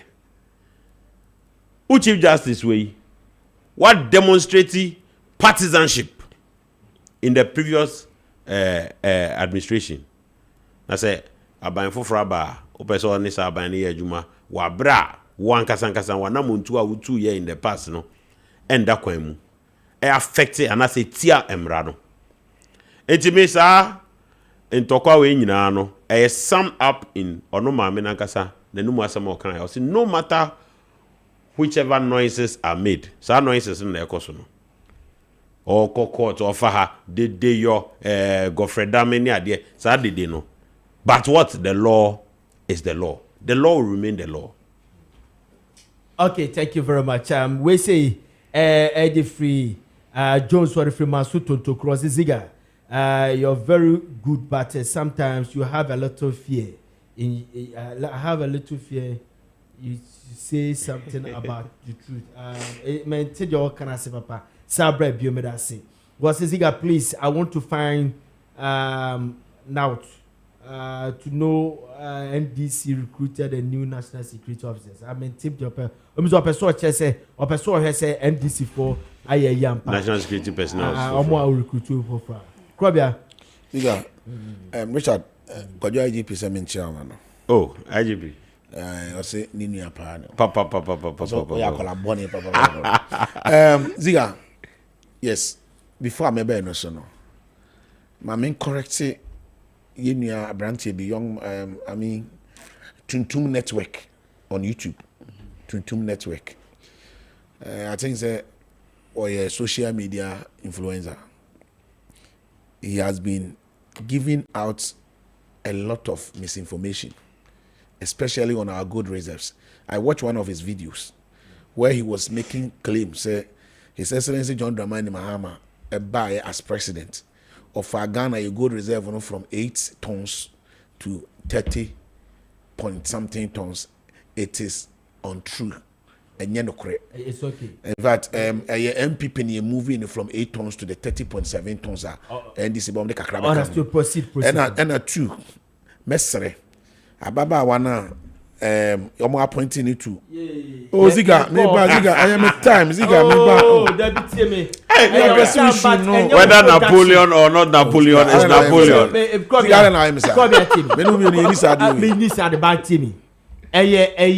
What time? But production. Production. Kessben production. And now we have called you to speak on it. So let's it may make us say President Mahama they say we revoking appointment, from the NHI board. There's a fake doctor, and Sansa darling, no. But it should not end there. A impersonation. We are expecting a binary or modern worker could not say Nibiano. Because you cannot come and fake. Now, President Mahama say, "Omo your appointment na due diligence ben omo ye." I no keke. Me tia no be send ma me come kan wan say. Ah no send ma. O Ziga ampa na on kasa sem we bi. Please. Oh ya say Ziga ampa no. Production. The way I say Ziga ampa na asem we atop for ma. Ziga nka. And nkrofo bi so say 1 against 0. Uni Okatachi versus Kevin. Okatachi. Ma hu emoji bi Okatachi dey na yesi Kevin so. But na to for ma ebro ne pompra. Efa no to che na eni nkomo na. Okay, ti baby obi abecha Okatachi FIFA. Oh, yes, solid. FIFA abecha. Oh, yes, solid. Okatachi is solid. It mesra ba mu mpanifo hwe na ababa wa yemfa ni nyina court. Yeah. Ziga. Ba man say 2 minutes. Minia Richard. Komo na edi eni nyina no court dan ho abobo. Richard and me are into the substantive conversation. You see, it's not a question of whether Obi ebe defending my Araba Issa Tokono former suspended Chief Justice. Say be Mimi Krobia, it is not my interest. I may better have be defended Obi. But first of all, me and making some false claims. Let's set the record straight. And yet Chief Justice and I appointed justices to Supreme Court. Ziga, you know it. So to say it's a president. To say Justice Tokono na or share when you know per was someone who Baba say on the petition now on the coin. Bakone say and come the NPP time. Bakone say or your recommendation at the president. My recommendation is different from appointment. Ziga me to your recommendation say Richard me host to morning show. I mean wait be. So at the end of the day that is not true. His Excellency the President they want to me to do those appointments. And then what was the injunction application na my minister of interlocutory injunction? Or say one or free say the fundamental human rights is under attack. I didn't know our cancer and you know say. Ziga, she's accused. Ghana constitution no say ye both Chief Justice or tie akumyum pandua and she say I would do and procedure I also my opinion for. We don't have a problem. According to ruling, almost the full ruling will come out somewhere June 12th. But then almost say almost grant say but I am Supreme Court unanimously almost a dismissing application and they say I think they reference article 1468 say I can say commission and as a committee be investigate and as a discussion on Chief Justice removal and it should be private. What you say? It should be held privately. And only almost so but Chief Justice essay one Mami Penini. And this is one of the Chief Justices while rising through the ranks. His Excellency at Amno's time and no more appointing no Ziga Eba High Court. And His Excellency John Dramani time, okay, Ziga. And no appointing a appeal court. Yeah. And son and another Danko Kufuado. Edene Eba Supreme Court. In fact, okay, ye court now. Ebwa fast track cases now. Or ye one of the brains behind that initiative. Was several omayi, why some omayi. She's a woman now. Ne huasem enye issue whereby ya. No biante ne huasem da. Ziga. You see, when our brothers in NDC and our people in NDC try to, compare Mami Sharoto say any issue, I say what the mango, any banchi, you see, in the case of Sharoto say, on one deputies, 2 deputies are now almost serving under her, and the boy the do say there were a lot of procurement breaches. concern electoral commissioner workers. Yes. Staff. And that the deputies, they were bold enough to testify, say there were several procurement breaches. But let's look at the weight. It was our petitions. Justice Araba Tokono, ne kwa duni say wani ni kuna tukwai. One ne ba atukwai. These are all even part of the condition of service. Case no a case is pending before court. I wouldn't like to even go into the merit or demerit of the case. But the fact of the matter is that we cannot compare the two scenarios or cases. ABM na OCK application say first of all Kayan Kwashi committee ni kura investigating no. Osan raise serious human rights abuse issues. So as oba penyina wa bone bredu sam pempensuo we. Babia ye tutu na no. All of these forms of investigation are course no. Ye no court premise. But where the omo dey akose security zone bi. Na woduru ho a oba penyina ya bone search. Ya the ensa abone search to say be hardened criminal. Ye wi a ne mobile phone akra ekura no ya jefre ne nsam, including any other gadget. Ye wi a ni kunu ne makura no ye se ye mo access mo metena ho witness proceedings. Na ne etwa ne nsunu mu na ye ne ya na ofri say prepare ye nkoso ne say omo a omo abone kwadu no omo ni ye mo kwa mo nya omo de omo witness ba. Ye mo kwa mo de omo phones any omo other gadgets nyina den eba. But ono they deprive her all of this access. No concern, no. She has never said she should not be investigated, and I said she should not be interrogated. But she is concerned about a kwanya yadene fashion. On said Ziega, what was wrong yesterday cannot be justified to be right today. And as on mine no, I will say ye nyini. Na ye tumpon ewo eniema bi mu enti mpose susu ya mpa say previously ye to na mo bi ana nsem fata, would that be enough justification to repeat same? And you can say dia na Ghana fo a omunya mumu arehemu eto abama amu because omu susu ye no mfisa niema ba ko mienu bi wa antwa ye enti no omu to abade ma amu no mo pesa mo kira sa Ghana fo no sebi you are taking them for granted. Ziega na meboa. Look at the overwhelming endorsement of Ghana for His Excellency John Dramani Mahama. Meanwhile, you can say Ghana for President Mahama, sound mind in Parliament, and it is true. And His Excellency John Dramani Mahama can never have an excuse if he fails to deliver. And apart from say, anya overwhelming majority in Parliament, the MPP mighty minority in Parliament is also giving them responsible opposition. Sometimes you need a very vibrant opposition to put you on your toes. You need a vibrant opposition to check you because we are nipa. We are all fallible. It may be a nipa. But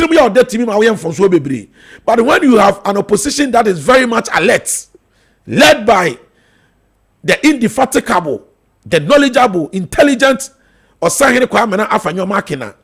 you would always be on your toes. But the unfortunate incident is that the majority group, and a lot of them already in the fatigue are setting in. They don't even go to Parliament. Yes, someone in the ministry, in the Jubilee House per appointment. So they don't even come to Parliament. But then there's a responsible oppositioner. They are ready to put the government to check. That is good for this country. Ziega, this issue of Chief Justice, and in your question, a matter of law, I said the law is law, and matters of law, emotions near the can. Matters of law, no, you cannot subject it to the court of public opinion. The court of public opinion can have their discussions on it, but a court, and the court need the ruling about. We don't have a problem. And the NDC, if they are happy because there's a ruling, this same NDC, out of hypocrisy and double standards, then they come and bastardize and scandalize the court. But a favor, then they come and give the court all sorts of appellations. We don't have a problem. But Ghana for they are watching. MPP, we don't have a problem. We will continue to support any form of action be a beboa ma man ayeden akonanim. It must be NGC for almost MPP for they've been supporting the Chief Justice. We are only supporting the rule of law. We are only supporting the democracy of this republic. We are only supporting our judicial order because Yahuni say Asana Mutran is dangerous for our democracy. Okay, thank you very much.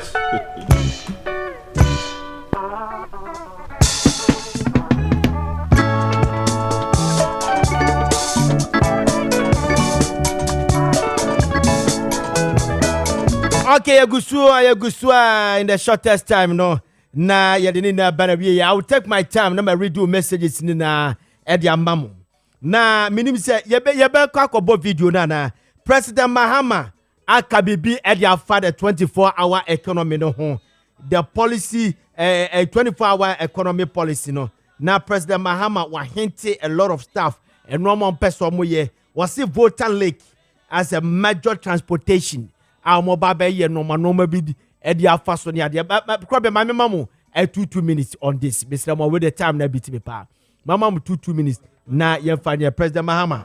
That's one of the okay. Mamemo video no extra na see Earlier this month, I received the complete draft of the 24-hour economic policy from my advisor, Mr. Guzitano.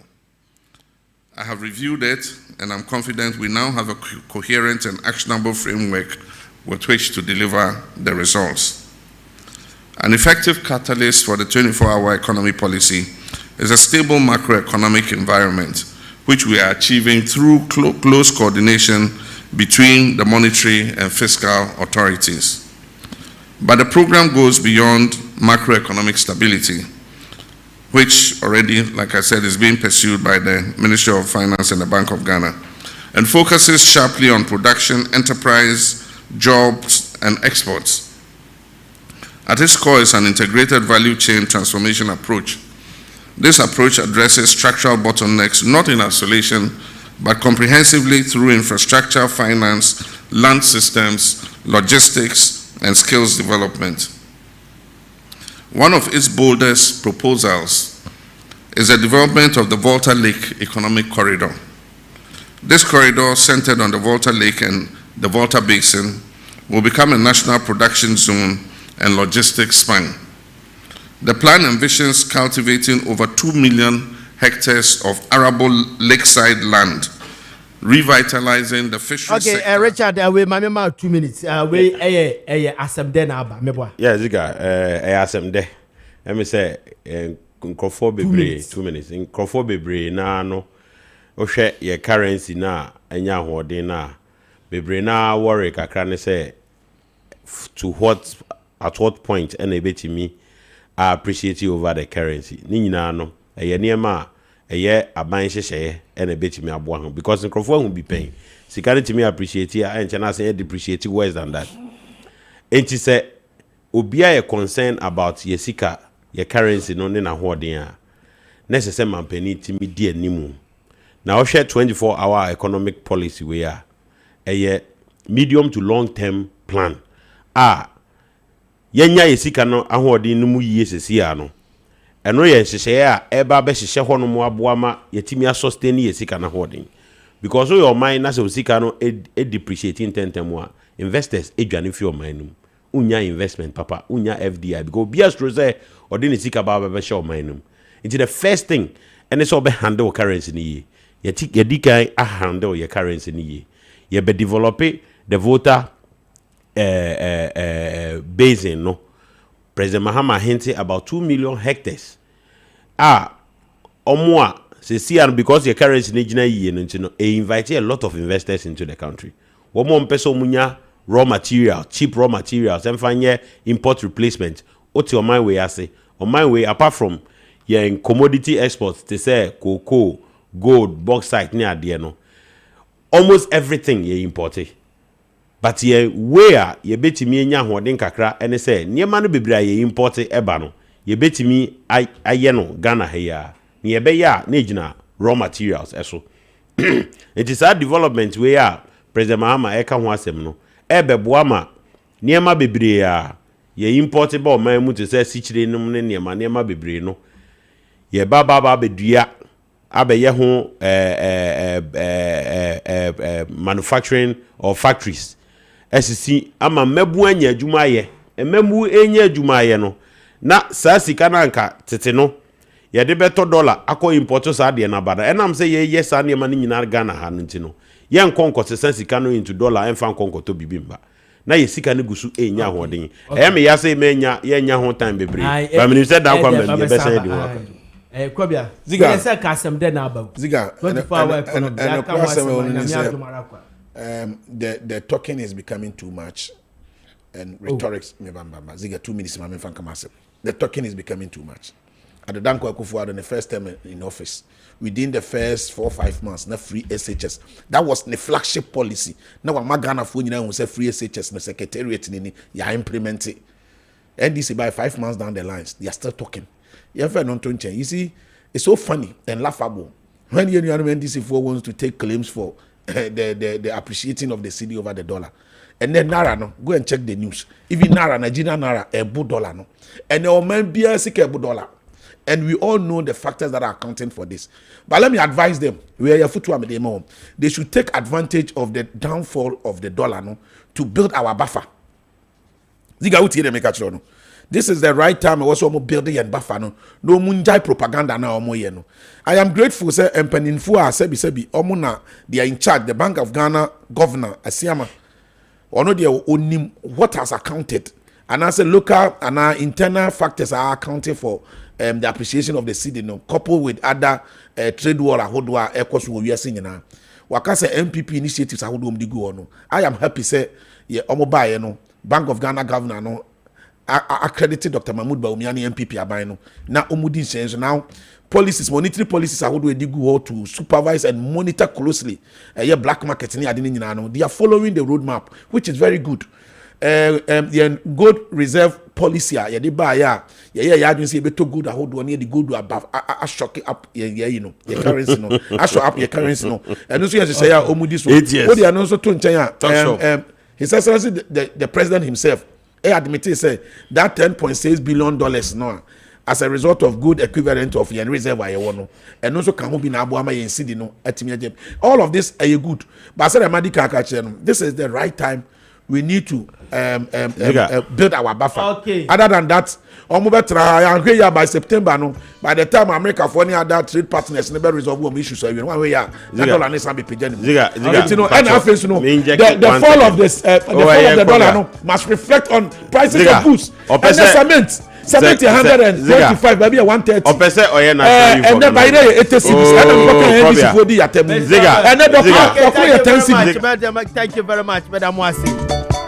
Abranche be say Adentina mesuso wano na mamu wan freche ma wuntu me criminal na adia na chama wuntu won kan fa President Mahama ho and the message of the abano no better na see we all say good morning Ziga. So it is not only Ken got contract in the NPP but wuntu me guy sit on the radio and TV to insult Ken because Ken has been awarding some contracts. Okay, thank you very much. Yeah, that's say we also Mr. Ziga. To be honest, I'm a party member, but the right thing must be done. No one is above the law. Okay, thank you very much. We're from Chei or the free Asin Chei Krum. Yusuf or the free Asin Chei Krum Ediaba. Okay, we all say good morning, Mr. Ziga. I'm checking GH from Secondary. God bless Bahama for $1 appreciation. Depreciation. Okay, we all say good morning, please. What Honorable Kennedy Japan said is true. But the problem is NDC always create loot and share among themselves. Okay. Jones, also the Freemason to Diaba, was a Ziga asked the NPP man for me that if the NPP in government Matthias Jones baby I will be a chacha pa Masu to Crow for a chacha. We was JDM, the same JDM we knew from Adamu Koforobian or do we say Abba. We say so I say we do about be preachy and yeah. Okay. We will see good morning Ziga. When NIB picked Professor Mia Kumfi, no party member went there. And even just this Monday, that court granted bail and was still detained by the NIB till the next day. No party member or executive was there. Ishraba Nana Kwadwo Amwa Assistant Secretary Hopeful Meshanov and do we say Abba. Oh no. You better read your messages in Abba Sabrede. Bidima for was Ziega. Good morning. My name is Anyas. Please try to be a journalist. Don't be a politician. Be honest with yourself. Okay, thank you very much. Somebody the I don't know. Midima Pokwase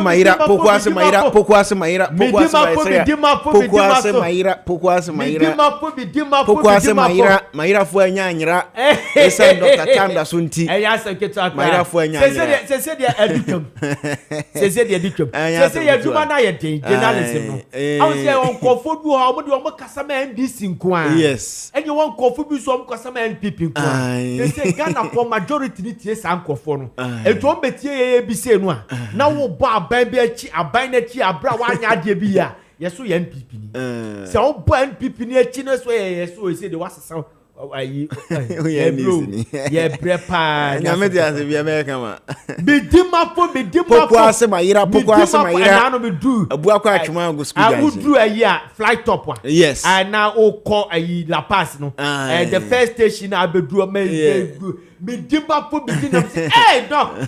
I man tell so said the capo one take na fa. Anya some ketua. And some pound fast one. Oh yes. Some pound fast one. Yes, enti say wo La Paz na o ba me dima fo ba hospital a obenya car do ba Pokwase Maira enti owura mu ha obenya car do ba wo Madina obenya Maira car La Paz ubenya sekra se ubenya Mairaka enu nti no ba bia wo bia no an se wo de wo enya kra no se obesi Pokwase unya si Pokwase pe ubenya kai do ba medima fo ba hospital Dr. Time da so enne anope na ya wada duru se ampa cha Pokwase Maira eho ni adaje medima fo ba hospital eni adaje ni atiere se nyare wado do na yira afri medima fo ba hospital nsem ni atiere se doctor nam abibi duru a unya medi ahye ne nsa so haban enubenam na fe inkohini eso ena Dr. Time da so enam esanyare wa hodo de ten say oye doctor o de bra na de ye adwuma nti obi ka say me ko Dr. Time da so ho a inhran kanyame obo asoro no obo asase say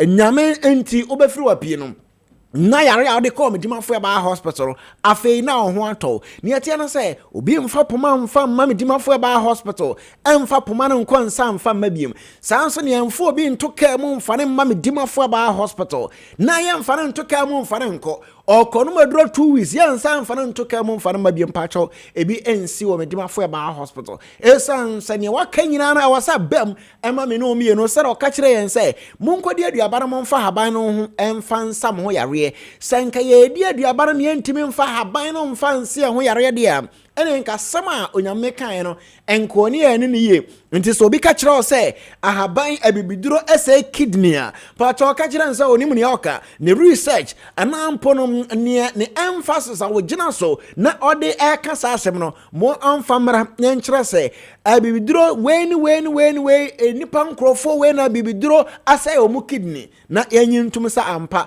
ene na onyame ya die hwammo esan sɛ so ka kire nsa yeni aduaba ne mfa haban no mfa nse ho yare no na onyankopɔn ni so amfa maye ba sa bere kro na ewo de 2 Kings 20:7 omodifo Isaiah ekotete haban ade besa ne manfo yare wa bra pacho mpompo yare ni aduro se reference HIV afa krampon so no sciatica na say obi wo ha na ode na si wa fe obepanya nan na nsuo wo nan so obi nante na koma agba no periperi sanso era be ma wontumi ne yere ena be ma nso ampacha obo adabirijo saafo ni na koko atu ni peduan mo atese oba bi so oni atenka pacho sa bibiduro we ena ebra odifo aiza abowra kwa imonom haban no ode ban no pacho se na ya bibiduro ananya bibiduro enti no ode sare manfo yare enti de enti na ma obi aka kire se abibiduro say kidney pacho ye nananom me nananom anyiniye obi nya 94 years 96 years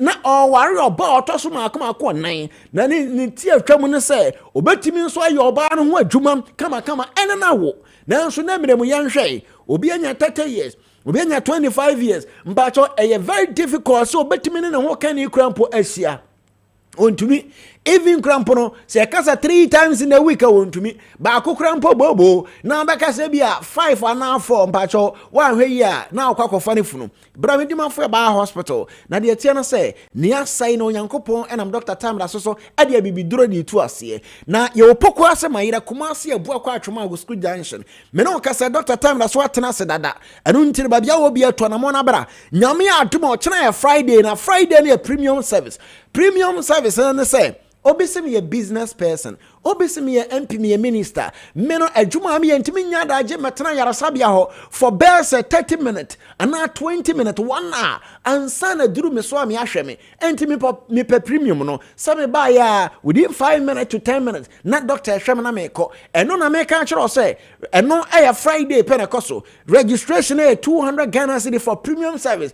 It is only on Fridays. Now the internet say, Fridays you have limited number. It's a see obi no ho omo da premium no so watch number abeji aduro nti omo ebe form for china amoye new people no pacho a limited number yemfa bebere esansa omo so mbeji aduro no ho eno nti free number no sesi a na yemfa wonto so numbers no 0244 774282 0244 774282 and half a crampons no over moi na 0500 727215 0500 727215 tie number ni yepa and as 0245 44 9592 0245 44 9592. These are the numbers I bet me afraid. What's the warranty number here? 0244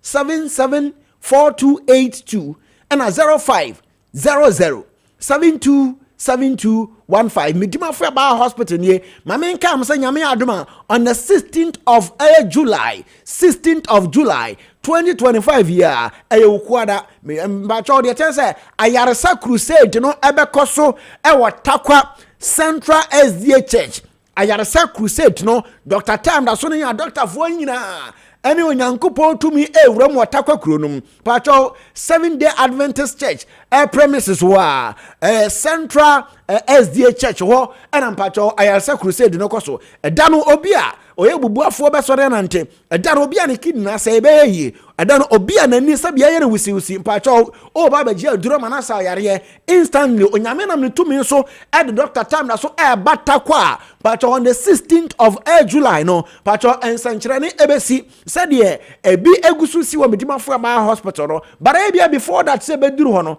ohodo do obi onti apo opeso oba for check up pacho bra medimafo Aba hospital enye mfidie na yede be gina ho so no ana say yede o gina so no ehwe oni padua no ena esa oyare ba de tie no say oyare safo ni nyame a owo so no na nanum nyama hire wasase nso nyina na onam na duru a efri Samaria enkenso nkabo no ebesa oyare ede na eha wo obi si owanya stomach ulcer ulcers ni o bebre ababese 13 plus ulcers ene wo bibi to say tembia si dodona ulcer peptic ulcer ni akeka yesanso kra wo se esophageal ulcer no eyo throat eretimi eba afa krampo no peptic ulcer no ade se ekura ekoso wo nsurunum yansuru ye line wom na line na amoane di disa line ni mu a na ewoterepe yeso nya peptic ulcer eno nti odeba medimafo a tie ni ye unya ulcer no nkire se obewu ena unya ulcer no nkire se wabrabo na si yetimi sa abebiduro ebetu ase ede ama kama ulcer bia nso ni we kire aduane bi bare bia na duro nipa ne de ma no kan kire o se men konkodi aduane we ese aduro ni nti bare nkire aduane bia ye da ase nyame adoma na o twese na ebesa nso ahia ye opoko ase mayira kuma ase abu akwa atwoma ago enne asoyade mienu nyina atena ase eye adwuma but Dr. Tam da so de obetena ase opoko ase mayira tuanamo na bra na oba mpacho ogie ene fa ho de ya yaresa no ebe ya odia ye da onso asese onya abere na adhwe. Okay, bidima for ya damase pa nyame ya duma moko catch your doctor see ya pa 92.9 the radio station that other radio stations listen to.